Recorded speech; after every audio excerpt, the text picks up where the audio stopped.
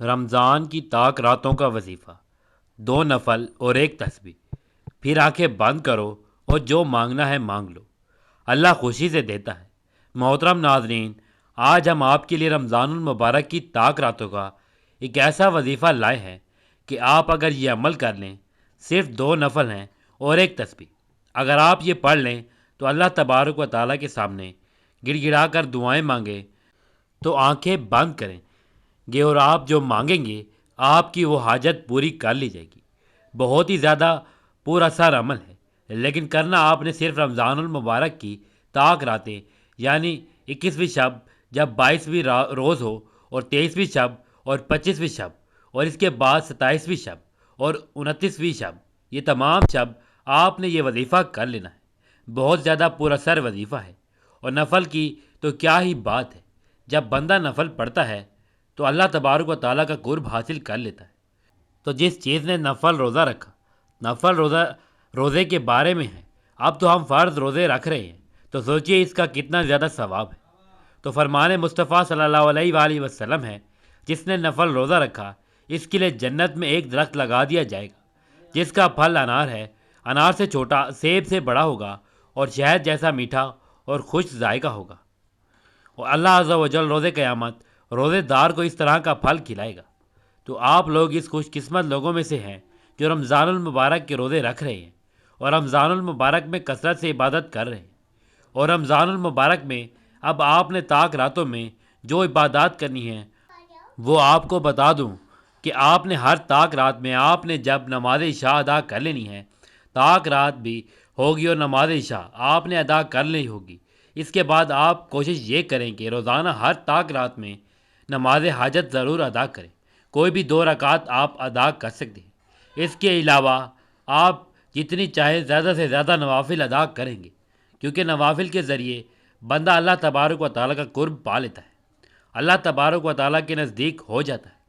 اور تراویح آپ بالکل بھی نہ چھوڑیں۔ جو حضرات اعتکاف کی سنت ادا کر رہے ہیں وہ تو ٹھیک ہے، اس کے علاوہ جتنے میرے بہن بھائی جو اعتکاف کی سنت ادا نہیں کر رہے تو وہ ان طاق راتوں میں عبادت کریں۔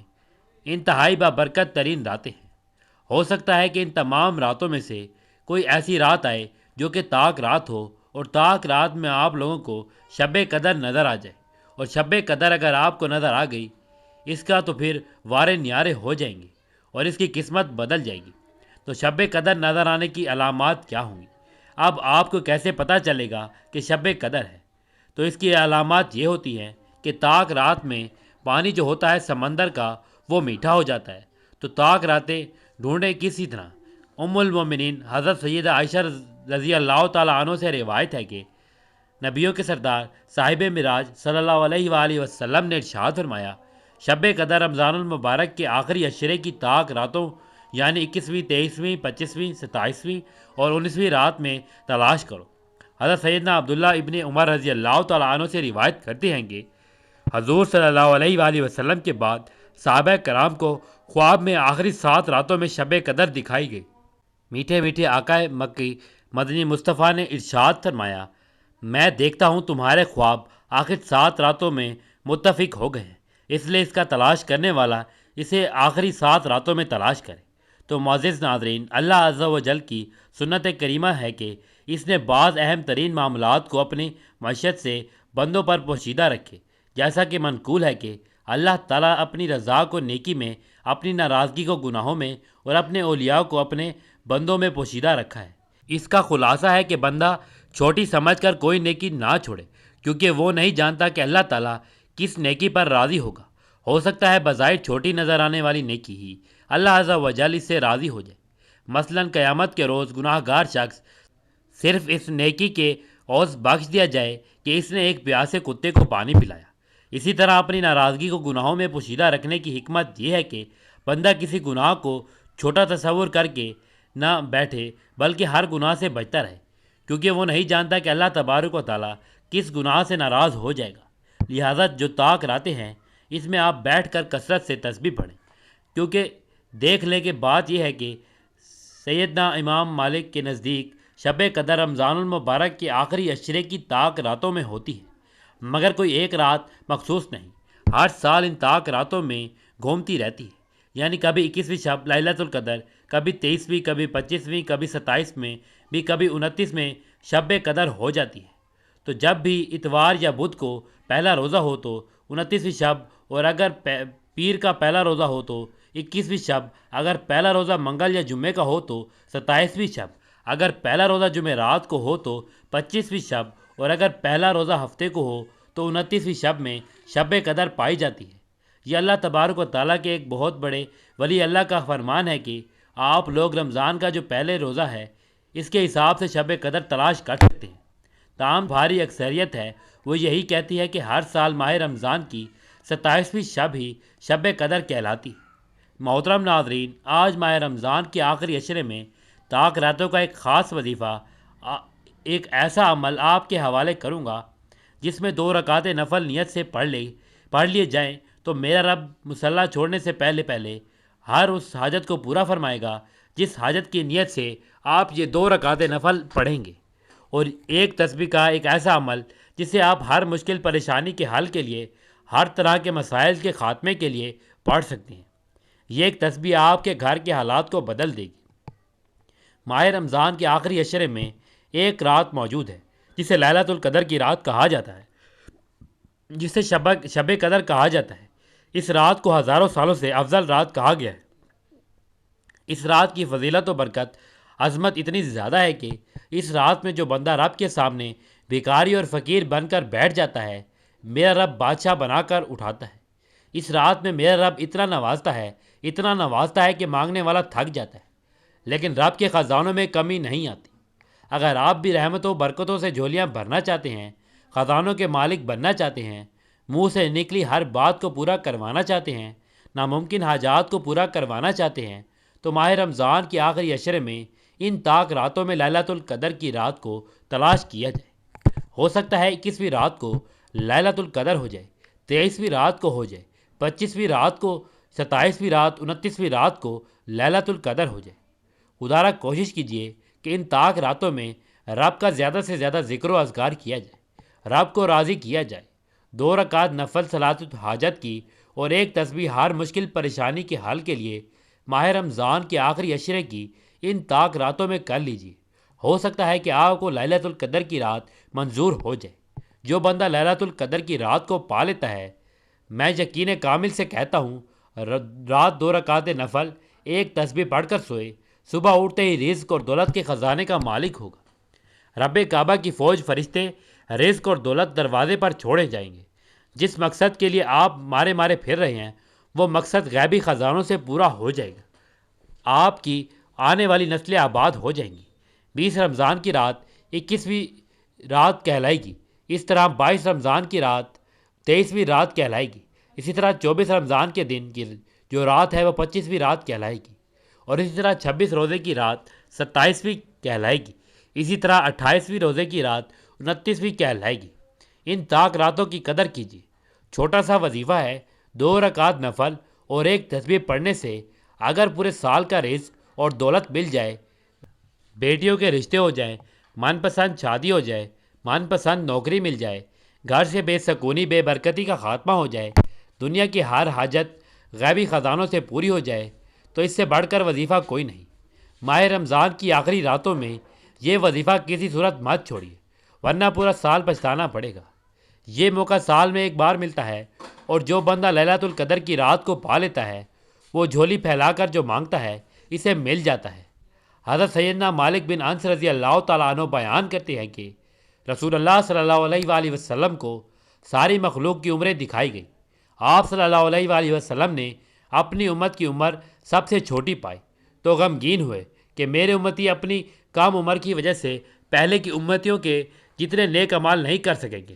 چنانچہ اللہ پاک نے نبی کریم صلی اللہ علیہ وآلہ وسلم کو شب قدر عطا فرمائی، جو دیگر امتوں کے 1000 مہینوں سے بہتر ہے۔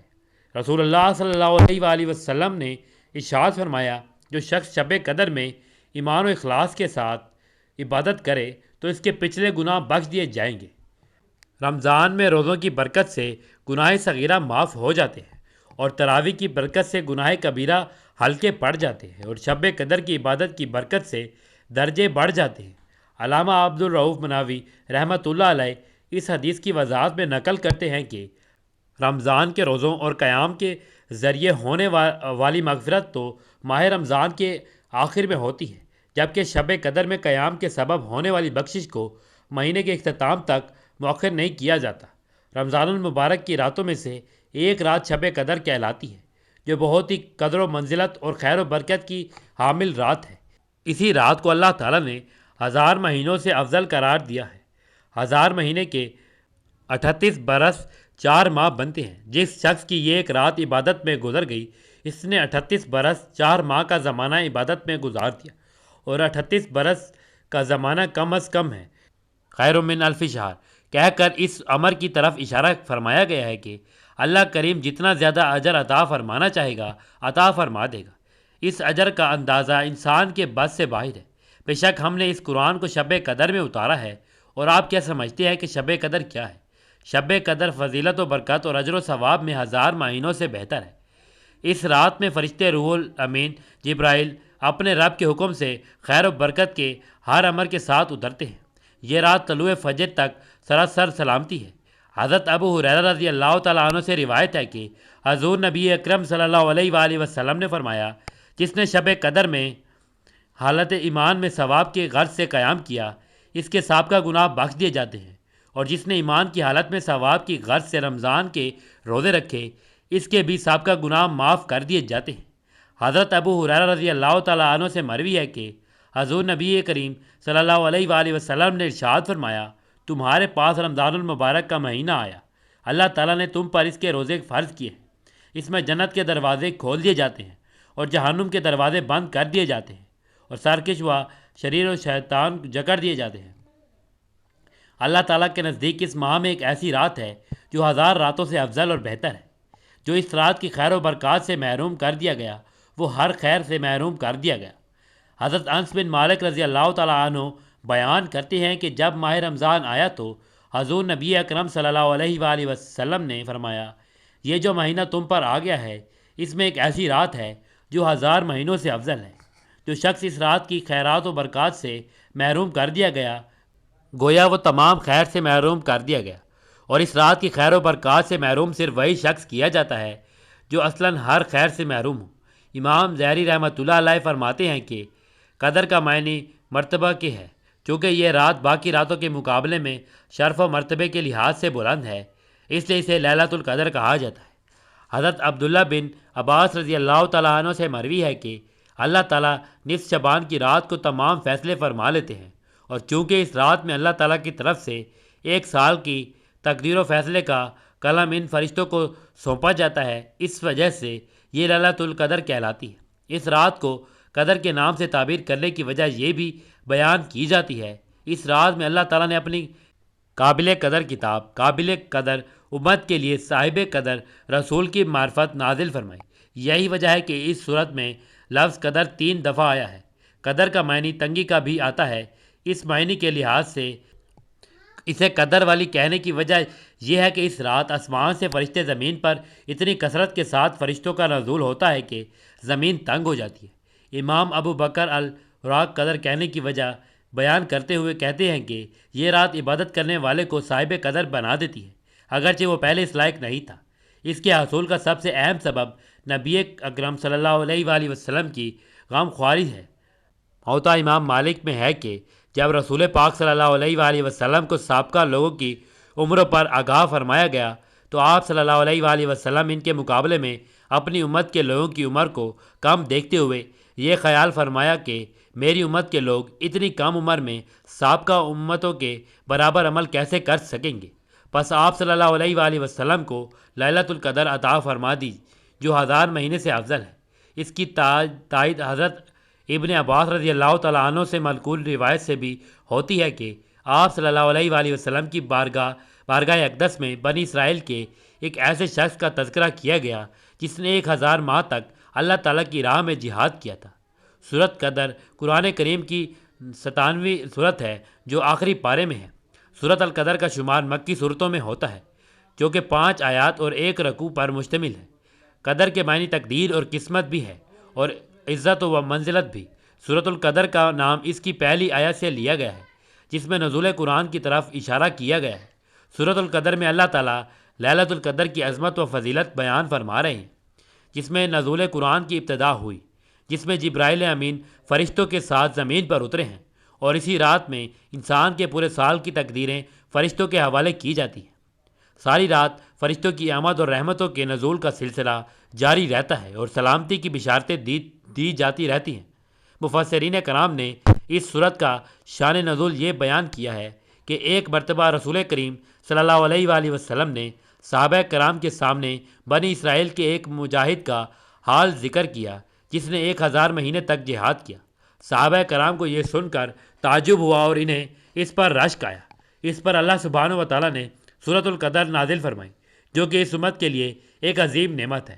اس امت کو جو خصوصی نعمت اور فضیلت ملی ہے وہ یہ ہے کہ جو بھی شب قدر میں اللہ تعالیٰ کی عبادت کرے، اس کو 1000 مہینوں سے زیادہ عبادت کرنے کا ثواب ملے گا۔ اس آیت کریمہ میں اللہ سبحانہ و تعالیٰ نے بیان فرمایا ہے کہ ہم نے قرآن مجید کو لیلۃ القدر میں نازل فرمایا۔ قدر کا معنی تقدیر اور قسمت بھی ہے، اور عزت و منزلت بھی۔ یہاں دونوں معنی مراد لیے جا سکتے ہیں۔ جو قدر و منزلت کے اعتبار سے بے مثل رات ہے، یا اس رات میں اتارا ہے جو تقدیر ساز ہے۔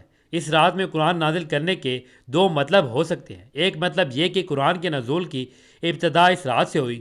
دوسرا مطلب یہ ہے کہ اس رات کو پورا قرآن مجید لوح محفوظ سے حاملین وحی فرشتوں کے سپرد کر دیا گیا، اور پھر اللہ تعالیٰ کے حکم کے مطابق رفتہ رفتہ حسب ضرورت تھوڑا تھوڑا کر کے 23 سالوں میں پورا قرآن نبی کریم صلی اللہ علیہ وآلہ وسلم پر اتارا گیا۔ اور تم کیا جانتے ہو کہ لیلۃ القدر کیا ہے؟ اس آیت میں استفہام کے ذریعے لیلۃ القدر کی اہمیت اور فضیلت کو واضح کیا گیا ہے۔ اس سوال سے جو جواب مطلوب نہیں بلکہ اس سے اس کی عظمت کو بتانا ہے۔ گویا کہ مخلوق اس کی تہہ تک پوری طرح نہیں پہنچ سکتی۔ یہ صرف ایک اللہ ہی ہے جو اس کو جانتا ہے۔ کوئی نہیں جو اس رات کی عظمت جان سکے اور بتا سکے۔ یہ جاننا اور بتانا اللہ ہی کا کام ہے۔ لیلۃ القدر 1000 مہینوں سے بہتر ہے۔ اس آیت کریمہ میں بیان کی گئی یہ بہترین فضیلت کے اعتبار سے ہے۔ بالعموم اس کے معنی یہ بیان کیے گئے ہیں کہ اس رات کا عمل خیر 1000 مہینوں کے عمل خیر سے افضل ہے، یعنی اس رات میں عبادت کرنے کا ثواب 1000 مہینوں میں عبادت کرنے سے بھی زیادہ ہے۔ یا 1000 مہینوں سے مراد 1000 مہینے کے معنی مدت جس کی 83 سال اور 4 مہینے بنتے ہیں۔ اہل عرب کا قاعدہ تھا کہ جب انہیں بہت زیادہ مقدار یا مدت کا اظہار کرنا مقصود ہوتا تو 1000 یعنی الف کا لفظ استعمال کرتے، کیونکہ وہ حساب نہیں جانتے تھے، بلکہ اس سے مراد ایک طویل زمانہ ہے۔ یہ امت محمدیہ پر اللہ تعالیٰ کا کتنا احسان عظیم ہے کہ مختصر عمر میں زیادہ ثواب حاصل کرنے کے لیے کیسی سہولت عطا فرما دی۔ اتراتے ہیں فرشتے اور روح اپنے ہر کام کے لیے۔ اس میں لفظ روح سے مراد جبرائیل امین ہے، جس کی قدر و منزلت کی وجہ سے ان کا علیحدہ ذکر کیا گیا، اور اتنی کثرت تعداد میں فرشتے نازل ہوتے ہیں جسے ساری زمین بھر جاتی ہے۔ اور حکم سے مراد انسانوں کی تقدیریں ہیں جو اس دن طے کی جاتی ہیں، یعنی ملائکہ اور جبرائیل علیہ الصلاۃ والسلام اللہ تعالیٰ کے حکم سے ہر آئندہ سال میں جو کچھ ہونے کا فیصلہ ہو چکا ہے وہ لے کر زمین پر اترتے ہیں۔ سراسر سلامتی یہ رات رہتی ہے۔ طلوع فجر تک سورت کی اس آخری آیت کریمہ میں اللہ تعالیٰ فرماتے ہیں کہ لیلۃ القدر کی یہ رات مغرب سے فجر تک سلام اور سلامتی ہی ہے اور خیر ہی خیر ہے۔ اس میں شر کا نام نہیں۔ اس میں اہل ایمان شیطان کے شر اور ہر قسم کے فتنے سے سلامت رہتے ہیں اور اپنے دلوں میں عجیب اطمینان و سکون اور سلامتی محسوس کرتے ہیں۔ اس آیت کے بھی 2 مطلب ہیں۔ ایک یہ کہ جو فرشتے نازل ہوتے ہیں وہ ساری رات اللہ تعالیٰ کی عبادت کرنے والوں کے لیے امن و سلامتی کی دعائیں کرتے ہیں، اور دوسرا مطلب یہ ہے کہ اس میں جتنے بھی فیصلے کیے جاتے ہیں وہ سب خیر و سلامتی ہی پر مبنی ہیں۔ حتیٰ کہ اگر کسی فرد کی ہلاکت یا کسی قوم کی تباہی کے متعلق فیصلہ کیا جائے تو وہ بھی اہل زمین کی خیر و سلامتی پر مبنی ہوگا۔ اللہ تعالیٰ سے دعا ہے کہ وہ ہمیں اس رات کی خیر اور برکتیں سمیٹنے کی توفیق عطا فرمائے، آمین۔ وظیفے کا طریقہ کچھ اس طریقے سے ہے کہ 21، 23، 25، 27 اور 29 کی رات کسی بھی وقت یہ وظیفہ نوافل پڑھ سکتے ہیں۔ پوری رات آپ کے پاس موجود ہیں۔ نماز عشاء کے بعد سے لے کر سحری سے پہلے تک کسی بھی وقت یہ عمل کر لیجئے۔ تہجد کے وقت پڑھ لیں۔ باوضو مصلی پر بیٹھ کر نبی کریم علیہ الصلاۃ والسلام کی ذات مبارکہ پر درود پاک پڑھیے۔ درود پاک آپ ایسا بھی پڑھ سکتے ہیں درود ابراہیمی پڑھ لیں یا صلی اللہ علیہ وآلہ وسلم پڑھ لیں۔ جو درود پاک آپ آسانی سے پڑھ سکتے ہیں وہی پڑھ لیں۔ ایک مرتبہ میرے ساتھ بھی درود پاک پڑھ لیں تاکہ ثواب ہو۔ اللہم صلی علی محمد وعلی آل محمد کما صلیت علی ابراہیم وعلی آل ابراہیم انک حمید مجید۔ اللہم بارک علی محمد وعلی آل محمد کما بارکت علی ابراہیم وعلی آل ابراہیم انک حمید مجید۔ درود پاک پڑھتے ہی اپنے مقصد کو ذہن میں رکھتے ہوئے 2 رکعت نفل صلاۃ حاجت کی نیت سے کھڑے ہو جائیں۔ یہ نہ سوچنا کہ حاجت ناممکن ہے، پوری ہو ہی نہیں سکتی۔ یہ سوچنا ماہ رمضان کا آخری عشرہ ہے، لیلۃ القدر کی رات ہے، یہ رمضان کی آخری طاق راتیں ہیں، ان میں قبولیت کی گھڑیاں پائی جاتی ہیں، اور آپ رب سے مانگ رہے ہیں جو ہر ناممکن کو ممکن بنا دیتا ہے۔ خدارہ ماہ رمضان کی آخری راتیں جنہیں طاق راتیں کہا جاتا ہے، جن میں سے ایک رات لیلۃ القدر کی رات ہے، فرمان مصطفیٰ صلی اللہ علیہ وآلہ وسلم ہے، جس نے لا الہ الا اللہ العلیم الکریم سبحان اللہ رب العرش العظیم 3 مرتبہ پڑھا تو اس نے گویا شب قدر کو پا لیا۔ لیلۃ القدر میں 9 حرف ہے اور یہ کلمہ سورۃ القدر میں 3 مرتبہ آیا ہے، تو آپ نے اس رات کو سورۃ القدر پڑھنی ہے۔ پھر آپ نے ہر طاق رات میں آپ نے یہ دعا پڑھنی ہے جو حضرت عائشہ صدیقہ پڑھایا کرتی تھیں، جنہیں نبی پاک صلی اللہ علیہ وآلہ وسلم نے یاد کروایا تھا کہ یہ دعا پڑھا کریں۔ اور وہ دعا کون سی ہے؟ اللہم انکا عفو تحب العفو فاعف عنی۔ اے اللہ تو معاف کرنے والا ہے اور تو معافی کو پسند کرتا ہے، بس مجھ کو معاف فرما دے۔ یہ دعا پڑھی، اور اس کے علاوہ جو عمل آپ نے کرنا ہے وہ کیا آپ نے کرنا ہے؟ 2 رکعت آپ نے نفل ادا کرنی ہے، یعنی ایک دفعہ آپ نے نیت کرنی ہے 2 رکعت نفل کی، اور اس میں آپ نے 3 مرتبہ سورۃ قدر پڑھنی ہے۔ اگر آپ کو یاد نہیں تو ابھی اسے یاد کر لیں۔ قرآن پاک یاد کرنا بہت ہی زیادہ آسان ہے۔ ایک بار سورۃ القدر سماعت فرمائیں۔ بسم اللہ الرحمن الرحیم، انا انزلنا فی لیلۃ القدر وما ادراک ما لیلۃ القدر لیلۃ القدر خیر من الف شہر تنزل الملائکۃ والروح فیہا باذن ربہم من کل امر سلام ہی حتی مطلع الفجر۔ تو آپ نے سورۃ قدر کو 3 مرتبہ دونوں رکعتوں میں آپ پڑھیں گے تو یہ 6 مرتبہ ہو جائے گا۔ تو آپ نے 2 رکعت نفل کی نیت کرنی ہے اپنی کوئی بھی حاجت سامنے رکھ کر، اور اس کے بعد آپ نے 2 نفل ادا کرنی ہے، اور اس کے بعد جب آپ سلام پھیر لیں تو ایک تسبیح آپ نے لا الہ الا اللہ العلیم الکریم سبحان اللہ رب العرش العظیم، یہ آپ نے ایک تسبیح پڑھنی ہے، اور کوشش کریں کہ یہ تسبیح آپ لازمی پڑھیے ہر طاق رات میں، تو اللہ تبارک و تعالیٰ آپ کے منہ سے نکلی ہوئی ہر بات، ہر دعا، ہر حاجت پوری فرما دے گا۔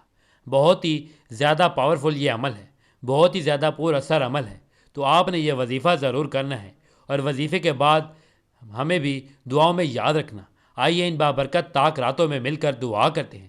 آپ نے آمین ضرور کہنا ہے، کیونکہ یہ قبولیت کی راتیں ہیں، قبولیت کا وقت ہے، کیا پتہ کس کی آمین سے دعا قبول ہو جائے۔